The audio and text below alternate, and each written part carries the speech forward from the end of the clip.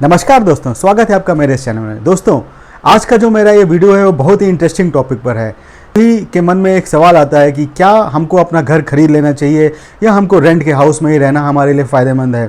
तो जैसा कि हम लोग भारत के जो भी रहने वाले हैं उन सब के मन में एक इमोशनल फीलिंग होती है खुद का घर। तो ये खुद का घर लेना चाहिए या आपको रेंट पे रहना चाहिए।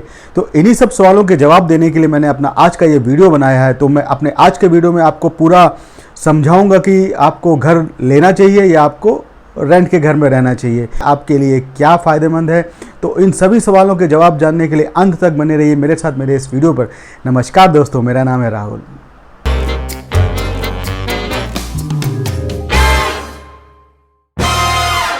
तो दोस्तों, जैसा कि लोग कमाना शुरू नहीं करते कि घर वाले उनको बोलने लगते हैं कि भाई अपना घर खरीद ले, खुद का घर होना चाहिए। बट उस खुद के घर के चक्कर में वो बेचारे जो अभी जिन्होंने कमाना शुरू नहीं किया है, जिन्होंने भी जस्ट कमाना शुरू किया है, उनके ऊपर ईएमआई का कितना बोझ पड़ जाता है, वो अपनी ज़िंदगी जी नहीं पाते हैं। अब आपके मन में ये विचार होगा तो फिर हमको घर नहीं खरीदना चाहिए, हमको रेंट के घर पर रहना चाहिए। तो दोस्तों, मैं ये नहीं कहना चाहूँगा कि आपको घर खरीदना ही नहीं चाहिए, but at the very first stage of your earning you should not invest in a home. You should first invest in a mutual funds, PPF and other saving schemes जो आपको बेनिफिट देंगी आपके रिटायरमेंट के लिए। मतलब first आपको सोचना है अपने रिटायरमेंट के लिए कि जब मैं रिटायर होऊंगा तो मेरे पास एक फंड का कॉर्पस होना चाहिए। अर्निंग के स्टार्टिंग फेज में तो घर बिल्कुल नहीं खरीदना चाहिए। आपको घर खरीदने से के लिए थोड़ा रुकना चाहिए, आपको एक कॉर्पस का क्रिएशन करना चाहिए सबसे पहले, जैसे कि आपको कम से कम डाउन पेमेंट देने के लिए पैसा आपके पास खुद का हो। तो आपके मन में सवाल होगा कि चलो मैंने डाउन पेमेंट इकट्ठा कर लिया, क्या अब मुझे घर खरीद लेना चाहिए। तो एक आसान से एग्जांपल से आपको समझाता हूँ। सपोज अगर आप इसी मेट्रो सिटीज़ में जॉब करने के लिए जाते हैं, सपोज बेंगलोर हो गया, मुंबई हो गया, यहाँ पर अगर आप जॉब करने जाएंगे और वहाँ पर अगर आप घर खरीदना चाहेंगे तो आपको घर गिरी हुई हालत में भी 70-80 लाख रुपए से कम का नहीं मिलने वाला। उस 70-80 लाख रुपए का घर खरीदने के लिए आपको कम से कम 20 से 25% रुपए डाउन पेमेंट देना पड़ेगा। तो उस डाउन पेमेंट, सपोज आपने 70 लाख का आपको कोई फ्लैट खरीदना है तो उसका 20% डाउन पेमेंट लगभग आपका 14 लाख रुपए हुआ। तो आपको उस घर को खरीदने से पहले वो 14 लाख का डाउन पेमेंट के लिए राशि आपके पास खुद की होनी चाहिए। मतलब आपको वो 14 लाख रुपए तो अपनी पॉकेट से खुद देने चाहिए, ना किसी से उधार लेके लेने चाहिए। क्योंकि जब आप 70 लाख का घर लेने जाएंगे तो आपके पास 20% जो आपने डाउन पेमेंट दिया है, अगर वो भी किसी से उधार लिया, क्योंकि बैंक तो आपको देने वाली नहीं है, अगर आपने अपने किसी रिलेटिव से या फ्रेंड से उधार लिया तो आपके पास पैसे के पेड़ तो लगे नहीं है। एक फल इधर से तोड़ा, एक फल इधर से तोड़ा और एक फल ईएमआई में दे दिया और एक फल अपने रिलेटिव या फ्रेंड्स को दे दिया। अगर आपके पास इतनी धनराशि हो चुकी है कि आप उस घर को खरीदने के वक्त डाउन पेमेंट खुद के पैसे से दे सकते हैं, तब आपको घर खरीद लेना चाहिए। और अगर आपके मन में ये विचार है कि मुझे यहाँ पे लॉन्ग टाइम रहना है या मुझे यहीं पे रहना है, यहीं पे सेटल होना है, आपके बच्चे इसी घर में रहेंगे, तो निश्चित ही आपको घर खरीद लेना चाहिए। और अगर आपका ये पहला घर है तो भी आपको सोचना नहीं चाहिए घर खरीदने के समय। तो अब तो हो गई ये बात कि आपने एक 70 लाख रुपए का घर आप बेंगलोर में खरीदने जा रहे हैं। और अब सपोज मैं एक दूसरे पॉइंट की तरफ जाऊंगा, रेंट वाले पॉइंट की तरफ। आपको 70 लाख रुपए का जो आपका घर खरीदने जा रहे हैं वो आपने 20% रुपये उसका डाउन पेमेंट दिया, 14 लाख रुपए आपने डाउन पेमेंट दे दिया और फिर भी आपको 56 लाख रुपए का हाउसिंग लोन आपने बैंक से ले लिया। चूँकि आप और हम सभी मिडिल क्लास से आते हैं, किसी के पास इतना पैसा तो है नहीं कि वो कैश या चेक से पूरा पेमेंट कर सके। तो आप अगर किसी भी बैंक से या एनबीएफसी से आप लोन लेंगे, हाउसिंग लोन लेंगे, तो 9%, 8 या 9% से कम तो नहीं आएगा। तो आप अगर 50 लाख रुपए का हाउसिंग लोन लेने जा रहे हैं तो आपका 40 से 45 हज़ार रुपये ईएमआई बनेगी, यानी 6 लाख रुपए आपका ईएमआई एक साल में दे रहे हैं। ठीक है। अब जो इंडिया में एक रेंटल यील्ड होती है, रेंटल यील्ड का कंसेप्ट मैं आपको बताना चाहूँगा। रेंटल यील्ड क्या होती है? इंडिया में 1 to 3% रेंटल यील्ड होती है। मतलब आपका जो मकान की जो कॉस्ट है, सपोज आपके मकान की कॉस्ट 1 करोड़ रुपए है, तो आपके मकान की कॉस्ट का 1 to 3% रेंटल यील्ड ही आपको रेंट के रूप में मिलेगा। मतलब सपोज आपका 1 करोड़ का फ्लैट है तो आपको जो साल में उससे इनकम होगी वो 1 लाख से 3 लाख रुपए से 1 लाख से 3 लाख रुपए के बीच में ही आपको उसका रेंटल इनकम होगी। तो अगर सपोज आप किसी 1 करोड़ के फ्लैट को रेंट में लेना चाहते हैं तो आपको 1 से 3 लाख रुपए के बीच में रेंट में मिल जाएगी। तो आप यहाँ पे अभी कितना पैसा दे रहे हैं हाउसिंग लोन लेने में? आप पैसा दे रहे हैं 6 लाख रुपए।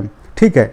अगर आप 1 करोड़ का घर वहाँ पे लेंगे किसी पॉश इलाके में, वहाँ स्विमिंग पूल होगा, गोल्फ कोर्स होगा, सब कुछ होगा, तो वो 1 करोड़ का फ्लैट भी आप आसानी से 2 लाख रुपए की रेंटल यील्ड से आप उसको ले सकते हैं। यानी 2 लाख रुपए अगर आप साल में उसकी रेंटल पे कर रहे हैं तो आपका मोटा मोटा कितना आया, 15-16-17 हज़ार रुपये आपका मंथली उसका रेंट आया। तो आप 15-16 या 20 हज़ार या 25 हज़ार रुपये महीने का दे के भी एक आलीशान सा घर अपने लिए रेंट में चुन सकते हैं।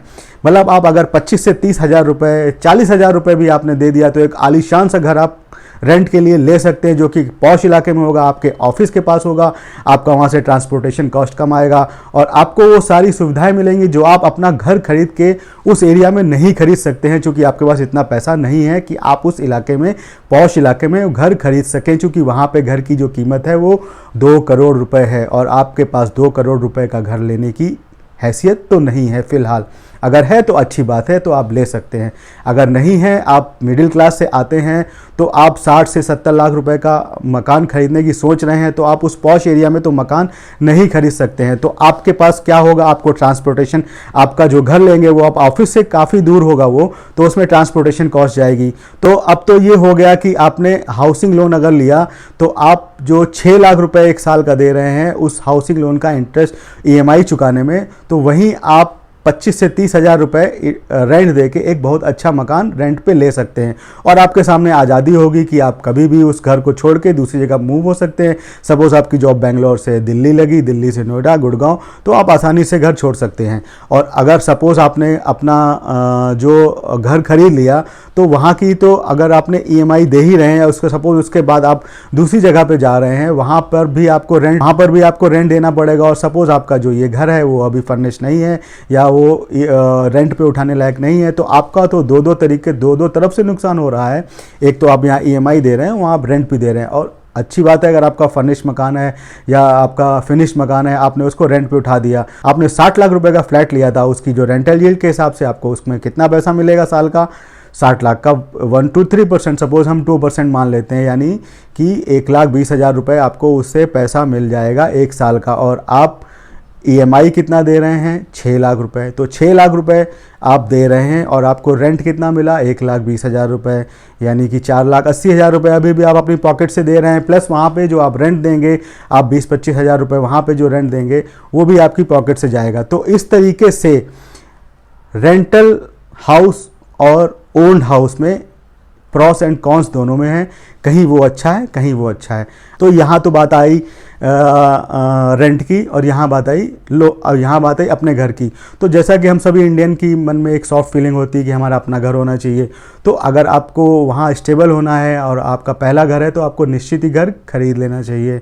और अगर आपके मन में स्टेबिलिटी नहीं है, आपको ये लगता है कि मुझे ये कंपनी छोड़नी है, मुझे यहाँ सेटल नहीं होना, मुझे ये सिटी पसंद नहीं है, तो निश्चित रूप से आपको रेंट पे ही रहना चाहिए, क्योंकि रेंट पे रहने पे आपको ढेर सारे फ़ायदा हैं। आपके पास ढेर सारी चॉइसेस हैं, आप पॉश एरिया में रह सकते हैं, आपकी ट्रांसपोर्टेशन कॉस्ट कम होने वाली है और आपका टाइम कम लगने वाला है ऑफिस पहुंचने के लिए, और आपको बहुत सारी चीज़ें वो मिल जाएंगी जो आप अपना खुद का घर खरीद के नहीं ले सकते, जैसे कि स्कूल पास होगा, मार्केट पास होगा, आपका ऑफिस पास होगा। ये सब चीज़ें आप अपना खुद का घर खरीदते समय नहीं ले पाएंगे, क्योंकि पॉश एरिया में घर खरीदना एक आम आदमी के बस की बात नहीं है। तो ये तो हो गई अपना घर और रेंटेड हाउस के प्रॉस एंड कॉन्स, मैंने आपको दोनों बताए। अब मैं आपको एक सिंपल कैलकुलेशन से इसको समझाता हूँ कि कौन सा ऑप्शन आपके लिए बेटर रहेगा, ओन हाउस बेटर रहेगा या रेंटेड हाउस बेटर रहेगा। ये मैं आपको पूरा समझाऊंगा एक एक्सेल के माध्यम से, जिसमें मैं आपको पूरा रेंटेड हाउस आपके लिए सूटेबल है या आपका खुद का घर लेना आपके लिए सूटेबल है, तो मैं आपको समझाता हूँ। चलिए, यहाँ पे जो मैंने आपका एनालिसिस पीरियड लिया है वो 20 साल का लिया है, क्योंकि अमूमन लोग 20 साल का ही पीरियड लेते हैं। अगर आप चाहें तो इसे 30 साल का भी कर सकते हैं। तो अभी मैं आपको सबसे पहले एक घर खरीदने के बारे में बताऊंगा। मैं आपको पहले बाइंग हाउस के पास चलूंगा। बाइंग हाउस का मैं आपको पूरा सब कुछ लेके बताता हूँ। 8 लाख रुपए का एक घर खरीदना चाहा, अब आपका जो आपके स्टेट जहाँ पे आप लेंगे वहाँ का रजिस्ट्रेशन ड्यूटी भी आपको लगती है। सपोज हमने 3% ले लिया, तो 3% जो रजिस्ट्रेशन ड्यूटी हुई वो 1,80,000 रुपये उसकी आपकी रजिस्ट्रेशन कॉस्ट हुई। और आपने डाउन पेमेंट जो है 20% रुपये, आपने जो डाउन पेमेंट दी % दिया, यानी 12 लाख रुपए का आपने डाउन पेमेंट दिया, प्लस 1,80,000 रुपए जो हो गए आपके 13,80,000 रुपए आपने अपफ्रंट चार्जेस दे दिया रजिस्ट्रेशन करने के समय। तो आपका इसको घटा के जो आपका लोन अमाउंट बचा वो 48 लाख रुपए का लोन अमाउंट बचा। अब आपका इसमें जो रेट ऑफ इंटरेस्ट होगा वो मोटा मोटा मैंने 9% पकड़ा है, और आपका जो टेन्योर पकड़ा है वो 20 साल का पकड़ा है। तो इस 20 साल के टेन्योर और 9% की रेट ऑफ इंटरेस्ट से जो आपकी EMI पर मंथ आती है वो 43,000 के अराउंड लगभग आती है। तो अगर यहाँ पे मैं आपको आप जो हाउसिंग लोन पे आप बोलते हैं कि मैं हाउसिंग लोन पे टैक्स बचाता हूँ, तो आपके जो उसमें इंटरेस्ट आप साल भर में देते हैं, सपोज आप 20% के टैक्स ब्रैकेट में आते हैं, यहाँ मैंने सिंपल करने के लिए कैलकुलेशन को सिर्फ 20% का टैक्स ब्रैकेट पकड़ा है, तो आपको जो इफेक्टिव इंटरेस्ट रेट पड़ता है वो 9% ना पड़ के 7% पड़ने लगा। चूंकि आप जो आपको इंटरेस्ट पे जो आपको टैक्स का बेनिफिट होता है उसको मैंने घटा के यहाँ 7% आपका इंटरेस्ट पकड़ लिया, तो आपकी जो इफेक्टिव EMI आई वो 43 ना होके 37 हो। तो अब आपका 37 का आपका इफेक्टिव EMI होगी जो आपको एक महीने में इफेक्टिव रूप से देनी है। हालांकि देना आपको 43 है, बट जो इफेक्टिव आई जो कैलकुलेशन के हिसाब से जो टैक्स वाले आपको बोलते हैं, जो आपका CA आपसे बोलेगा वो इतना आएगा। तो total interest over the period जो आपने पे किया, यानी आपने 48 लाख रुपए का जो लोन लिया उसमें आपने टोटल इंटरेस्ट कितना पे किया 20 साल में, 42,70,264 रुपए। और इसके ऊपर आप सपोज आपने कोई घर लिया है तो आपको उसका मेंटेनेंस कॉस्ट भी आएगा, कभी घर में कुछ टूट फूट होगी, कभी कुछ आपको नई चीज़ बनानी पड़ेगी। तो सपोज मैंने एक 0.5% उसका मेंटेनेंस कॉस्ट ले लिया है जो कि आपका 2,500 रुपये पर मंथ आता है। तो आप चूंकि उसमें हर साल में इंक्रीज भी होगा, आपका जो आज पैसा जो आपकी जो आज पैसे की जो कॉस्ट है, आज जो एक CFL 100 रुपये की आती है वो आने वाले समय में उसमें 5% की बढ़ोतरी भी होगी। आपका जो टूट फूट होगी उसका कुछ आपका कॉस्ट आएगा, उसमें 5% की बढ़ोतरी लेते हुए टोटल मेंटेनेंस जो ओवर अ पीरियड मैंने जो यहाँ से आपको लेके आई 91,969 रुपए आई है। तो टोटल कॉस्ट जो आपकी हो गई 1,14,42,243 रुपए। ये को फिर से एक बार बताता हूँ कि 60 लाख रुपए का घर लिया, 60 लाख रुपए का घर लेने के बाद उसने रजिस्ट्रेशन अमाउंट 3% से 1,80,000 का दिया, और उसमें आपने 20% का डाउन पेमेंट दिया। 20% डाउन पेमेंट देने के बाद आपने जो उसका लोन लिया वो 4,48 लाख लिया, उसमें 9% के हिसाब से जो EMI आई 43,000 आई, उसमें आपको 20% टैक्स ब्रैकेट के हिसाब से आपका जो इफेक्टिव इंटरेस्ट रेट हुआ वो 7% हुआ। तो आपकी टोटल इफेक्टिव EMI हुई 37,793 रुपए। उसको अगर आपने 20 साल तक का कॉस्ट पकड़ के आपका टोटल इंटरेस्ट जो आपने पे किया वो 42,70,264 रुपए आपने उसमें इंटरेस्ट पे किया। यानी आपने 60 लाख के मकान में 42,70,264 रुपये इंटरेस्ट पे किया, वो भी आपने टैक्स ब्रैकेट को हटाने के बाद। अब सपोज आपने कोई घर लिया है तो उसमें मेंटेनेंस तो आएगा ही, तो मैंने 0.5% पकड़ा है। तो आपका जो टोटल टेन्योर में 9,91,000 का उसका टोटल मेंटेनेंस कॉस्ट आई।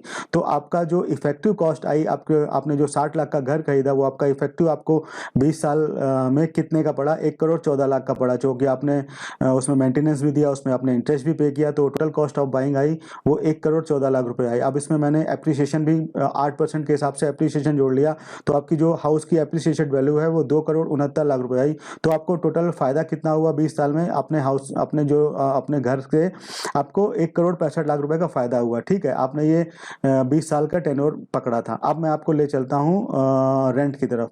जैसा कि मैंने आपको बताया रेंटल यील्ड आपका 1 से 3% तक इंडिया में है। तो मैं सपोज करता हूँ कि आपने 60 लाख का घर जो आप खरीद रहे हैं वही अगर आप रेंट लेने जाएंगे, रेंटल यील्ड सपोज मैं 3% पकड़ता हूँ, तो 3% रेंटल यील्ड 60 लाख का 3% कितना हुआ आपका 1,80,000 रुपये हुआ। तो आप 1,80,000 को अगर 12 से डिवाइड करेंगे तो आपका कितना EMI आपका रेंट आएगा 15,000 रुपये आएगा। ठीक है, 15,000 रुपये अगर आप रेंट देते हैं तो आप अगर किसी सैलरीड हैं तो आपको 20% का उसमें HRA का टैक्स बेनिफिट मिलता है। अगर आप सैलरीड नहीं तो ये 0 कर देंगे। तो आपके जो इफेक्टिव मंथली रेंट आएगा वो 12,000। अब आपने ईयरली कितना पे किया 1,44,000 रुपये पे किया। अब आपका 10% का उसमें इंक्रीमेंट लगाएंगे, चूंकि आपको हर साल जो है 10% का आपका इंक्रीज होता है रेंट। तो आपने 20 साल के पीरियड में टोटल रेंट अगर आप 10% का इंक्रीमेंट दे रहे हैं तो आपको कितना रेंट देना पड़ा, आपको टोटल रेंट देना पड़ा 82,47,600 रुपये। ये आपने रेंट दिया 20 साल के पीरियड में। अगर आप ये तो हो गया आपका जो रेंट आपने टोटल टेन्योर में पे किया 82,47,600। तो आप ये 82,47,600 आपने 20 साल में रेंट की वजह से पे किया। तो हाउस परचेस करते समय आपने क्या दिया था, रजिस्ट्रेशन ड्यूटी दी थी और आपने एक डाउन पेमेंट दिया था। तो रजिस्ट्रेशन ड्यूटी और डाउन पेमेंट का अमाउंट कितना हुआ 13,80,000, जो कि आप 13,80,000 रुपये अगर कहीं इन्वेस्ट करेंगे और आपकी जो ईएमआई आ रही है, इफेक्टिव ईएमआई 37,793 रुपये आ रही थी, और यहाँ पे आपका इफेक्टिव मंथली रेंट 12,000 आ रहा है। तो इन दोनों का डिफरेंस अगर आप पकड़ेंगे महीने का 25,793 रुपये, अगर आपने 25,793 रुपये आपको महीने में, ये अगर आप रेंटेड हाउस की तरफ जा रहे हैं तो 25,793 रुपये आपका पर मंथ ये बचा, और प्लस आपका ये अपफ्रंट जो आपने एक साथ जो दिया था। तो आप अगर इन दोनों को इन्वेस्ट करेंगे और आपको हर साल 12% का रेट ऑफ रिटर्न मिलता है, जो कि आजकल अमूमन रोड से मिल ही जाता है, तो आपका जो वैल्यू ऑफ अपफ्रंट अमाउंट है 13,80,000, उसका वैल्यू इस 20 साल में कितना होगा, 1,33,11,884 रुपए। और जो आपने मंथली अमाउंट इन्वेस्ट किया है 25,793 रुपए, उसका आपका जो कॉर्पस होता है वो कितना होता है जी, 1,58,30,055। तो आपका जो नेट बेनिफिट हुआ आपका कितना हुआ, 2,08,94,340 रुपए।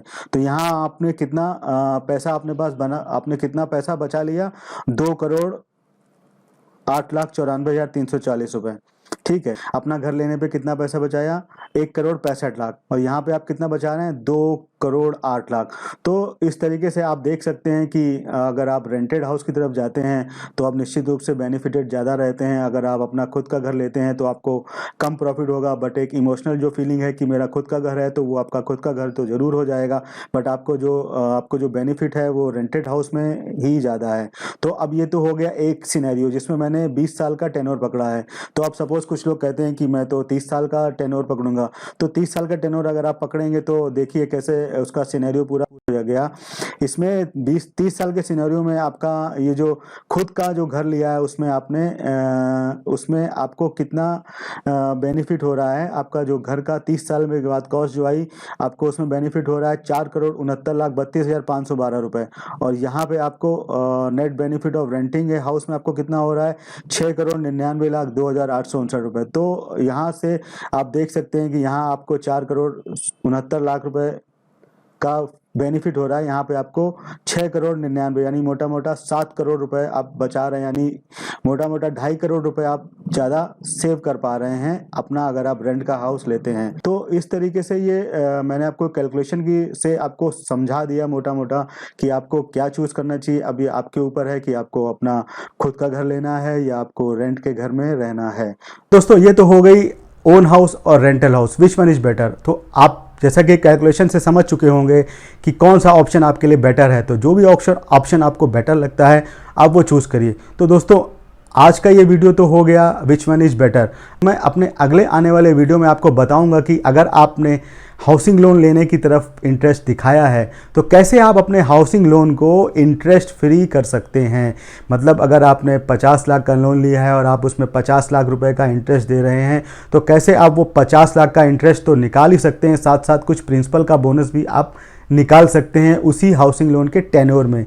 यानी 20 साल के लोन में अगर 20 साल के लोन में आप अगर 50 लाख रुपए इंटरेस्ट देते हैं तो आप वो 50 लाख का इंटरेस्ट कैसे बचा सकते हैं, पूरा आपका घर जो है वो इंटरेस्ट फ्री हो सकता है। कैसे होगा वो मैं आपको अपने अगले आने वाले वीडियो में बताऊंगा। तो दोस्तों आशा करता हूँ आपको मेरा ये वीडियो पसंद आया होगा। तो दोस्तों अगर आपको मेरा ये वीडियो पसंद आया हो तो प्लीज़ इसे लाइक करें, शेयर करें, सब्सक्राइब करें, और जी हाँ बेल आइकन को प्रेस करना मत भूलें, जिससे कि आपको मेरे नए नए वीडियो के इंटीमेशन समय पर मिलते रहें। और दोस्तों मेरे वीडियो को अपने दोस्तों के बीच भी ज़रूर फॉरवर्ड करिए। तो दोस्तों धन्यवाद।